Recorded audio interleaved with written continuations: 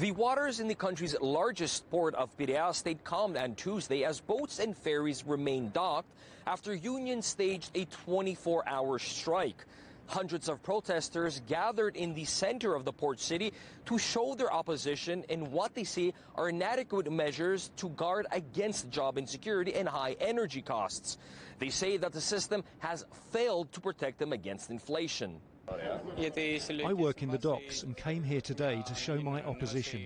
I want a collective labour agreement instead of private contracts that could eliminate me at any time. This also means that my salary could also be cut at any time, and that would be very worrying, especially now with high inflation. Marching through the passenger terminal of the port of Piraeus, unions demanded the government provide workers in and around the port a safety net against the proposed plans to abolish collective labor agreements in the sector.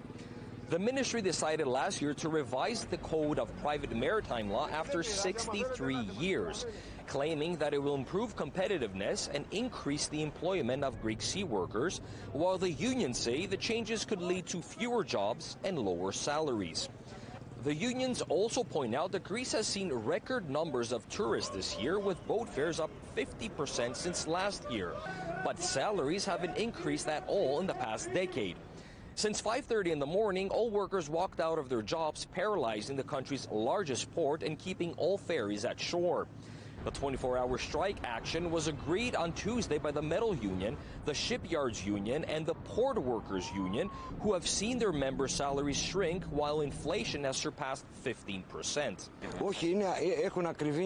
For those of us who repair these ferries, there hasn't been a single salary increase since 2012. The real problem is I've seen a decrease in my salary during the financial crisis, and now that everything is going up, my salary stays the same. How can I live? It is the second such protest in less than a year, where dock workers have protested over working conditions and high costs.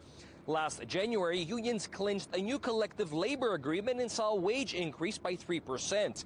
But as the country is experiencing high energy costs and inflation, if the two sides do not come to an agreement, unions are threatening more and longer strikes.